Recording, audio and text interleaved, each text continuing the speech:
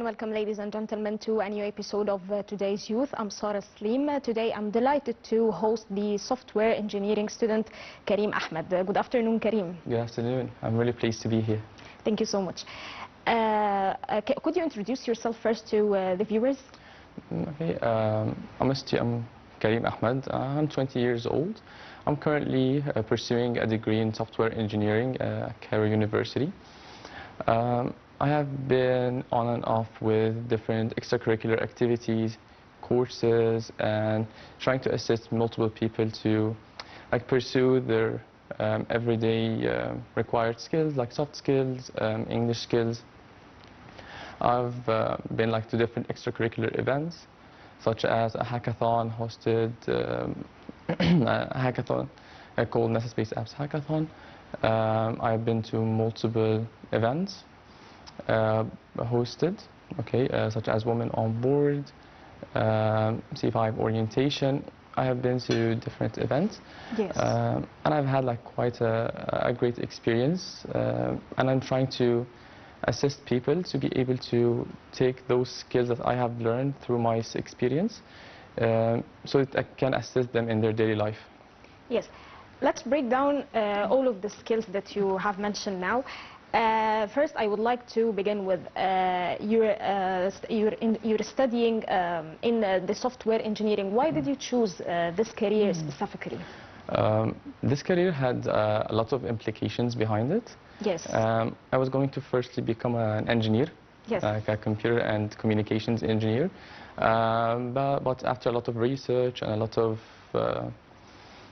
communicating with different people in those two majors, I found that my passion in software engineering, my ability to write code, my ability to dissect and be able to turn the requirements that a user wants into real life and into an optimized system, those skills and those passions that I had aligned better with software engineering, so I went with this track. Yes. Did anyone support or encourage you to enter this field? My family, my whole family supported me, specifically my aunts and my parents. My aunts are software engineers too, and they have given me in-depth detail of how the market looks like, of how the studying will be. So they really assisted me, and my parents encouraged me to pursue whatever I wanted. And they were really supportive when it comes to the application, to everything I needed to do, to any papers I needed to get documented. They were really supportive of me. All right. Karim, you take a semester abroad in the United States, right? Sadly, I was not able to take it. I was through the papers and through everything, but with the last updates that happened, everything got paused and got suspended. Okay, you did not travel. Yes, I was, but I was really close, like a month away. Yes. Can you walk us through one of your projects and its impact? In the software engineering field, or in extracurricular activities? Yes, in software engineering. Software engineering, okay. So one of the projects that I was working on was a hotel reservation and event registration system. It was a part of my university's curriculum, but I took it and developed it outside my university's curriculum. It was mainly a system that assisted people in booking hotels and events across across Egypt. Great. By time it grew and actually got partnered with a startup, with a different startup, and they took the concept of this system and we refactored it and reworked it and turned it into a system that has the ability to connect different people that wants to travel abroad, to go to different events, and to connect them to the actual personnel who are able to give them the tickets or book them the reservation. Yes. Did your university what required you to do this project, or it is from, or it's not related to your university? It started as a university project that they needed me to do. Then you developed? Then I developed it outside of, after I finished the semester. Yes. During my summer, vacation, I developed it and I tried to connect with a startup too. Yes. Ladies and gentlemen, our episode is still continued with you after this short break. Stay with us.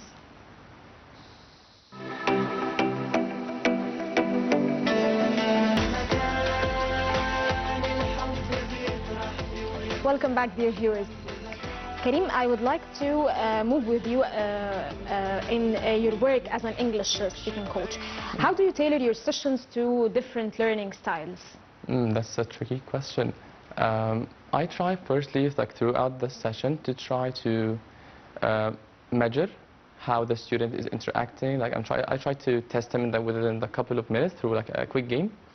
Okay. Try to understand his level, his like range of vocabulary, his ability in grammar, and then I try to tailor the session, like the content that we have, maybe like through downgrading or upgrading my language.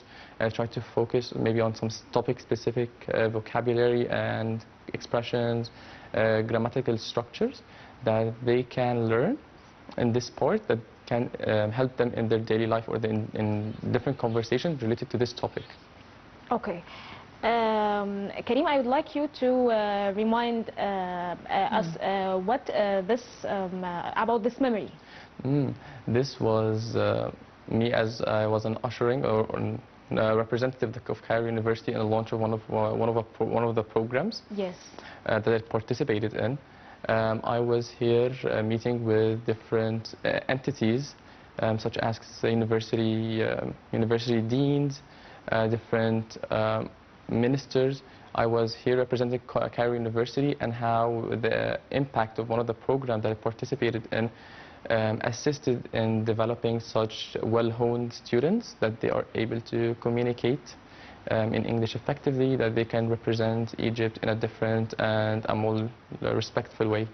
Okay, you mean that the objective of this program is to participate, to present different projects for others to learn from, right? Yes, it was to give some students like me the ability to take multiple courses or to take a full-on project or scholarship. Yes. To be able to, after that, represent Egypt in different organizations or in different events, in different forums, just to give Egypt a more well-respected and a better look in front of the world, that it has students that are capable, that are suitable in different conditions and different places. Great. And for this one, how do you comment on it? This one, it was for the same program. It was for the same program, but it was an educational camp that was presented to us. This is one of the courses or the programs that I participated in. I was a leader, like a team leader in this. I was mainly responsible for how the sessions was going smoothly throughout the educational camp that we took. I was making sure that everything is going smoothly, and this was a graduation, or not a graduation, just a ceremony thanking us as leaders who participated in making this camp go as smooth as possible. All right. I would like to complete with you as in your work for an English coach. What strategies did you use to help learners to build confidence in speaking English? Did you do some practical tests for them after trying to teach them teaching them English? Yes, I most of the time gave them like a pre-assessment and a post-assessment. After we finish our sessions, or like our course that we are taking together, I present them with a post-assessment and a full-on session that its sole purpose is to reflect, to do role plays and have conversations and discussion about what we learned. Right. I try them to give them a push to use the vocabulary that they have taken notes throughout the sessions, the grammatical structures or expressions that they have learned, try to use them in this session to make sure that they are capable and they have actually experienced and learned something from those sessions. Right. You took an English training before moving to this career, right? Yes. How did it help you to grow personally and professionally? That's a very nice question. It was a supplemental English course or like an academic English course. It helped me learn and grow. It helped me to learn multiple teaching skills and how does a classroom work. How can I lead a classroom? How can I delegate to some students to do multiple tasks? How can I pair students together? Great. How can I assist them or like guide them throughout the session so they don't lose interest, but at the same time they are enjoying it and learning. To do something more engaging for them. Yes, exactly. Okay. How do you comment on this one? This one we were presenting. It was a part of an entrepreneurship camp or a green entrepreneurship camp. This was a small MVP or a business model canvas that we built. We were trying to represent a startup related to making paper out of two material, calcite and high-density polyethylene. When they are mixed together, they give us a material that we are able to make paper that does not burn, that does not get teared up really quickly, that saves the environment as it does not need any wood in its production. Yes. And this was one of the papers that we made and written on it the business model canvas itself. Okay. How did you learn from this experience? This experience provided me with an ability or like an experience to talk in front of many people. There were like almost 140 students there. Okay. So it gave me the chance to learn how to communicate, learn how to get my point across, and at the same time keep my composure and keep myself composed throughout like my speech or my discussion.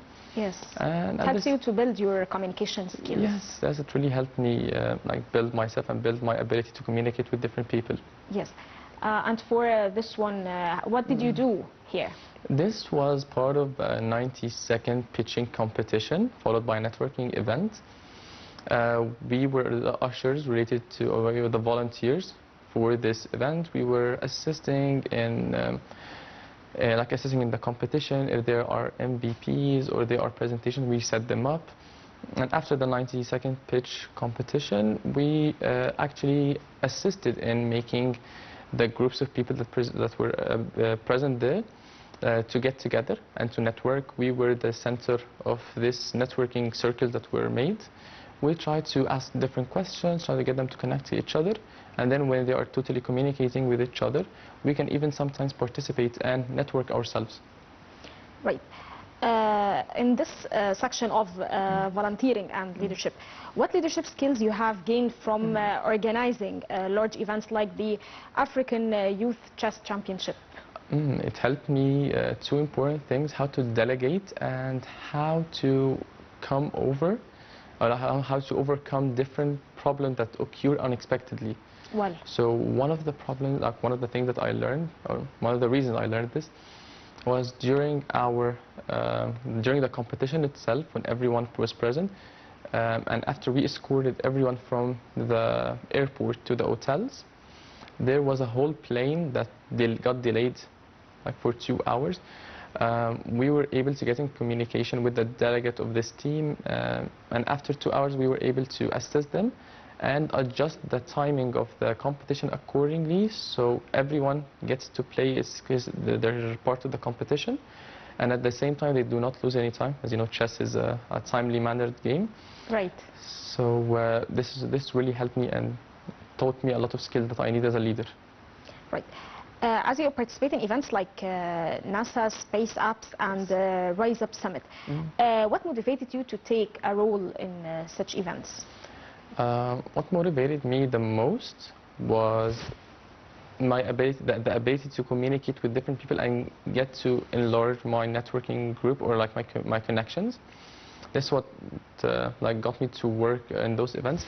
The other thing is those environments give you the ability to learn a lot, to gain experience from different people around you, to network from those events. Like those events really helped me to land multiple internships that I got in, and also helped me to land a job that I'm currently in.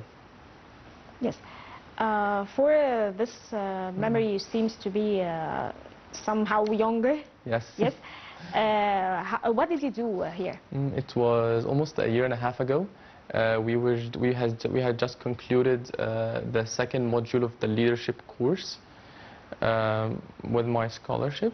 This was as we landed first place, so we were celebrating with our presentation.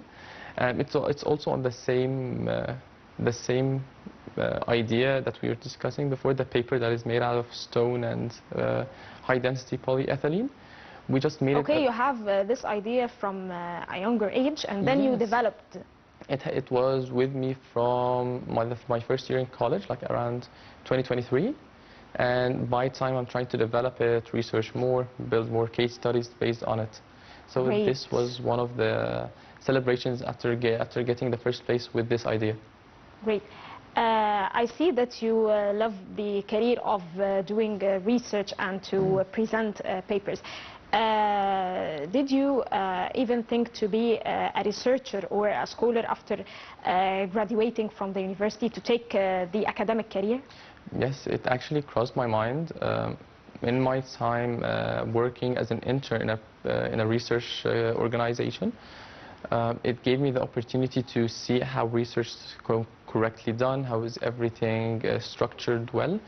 And I actually used those skills that I gained and made a research myself on this type of paper and presented it in a research convention. Great.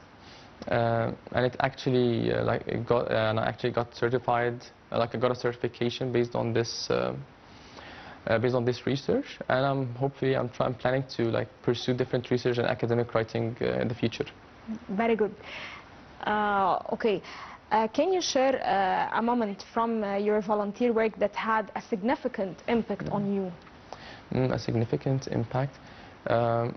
From the different events that you volunteer in.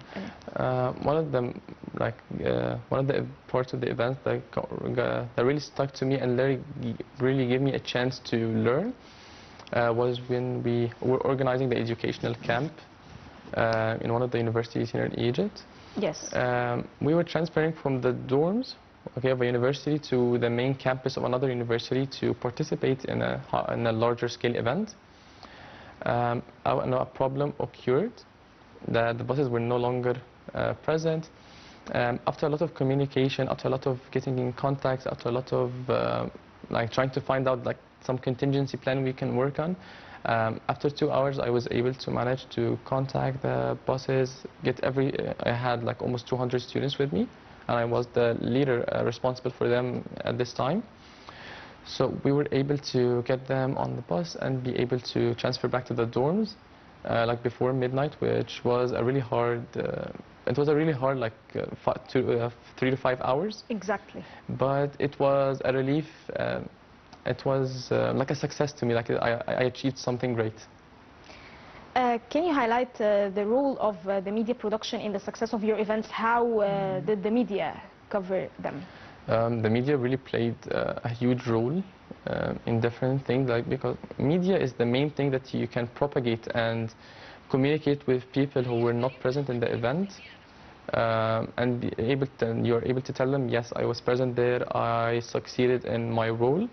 So the media coverage really helped me specifically in high-end events, where I was interviewed, where I was giving presentations without the media present and the photography and multimedia team present. I was not going to be able to get the coverage that I needed, or get my success, or get my presentations recorded and propagated through the media. All right. Ladies and gentlemen, we will go for a short break and come back again. Stay with us.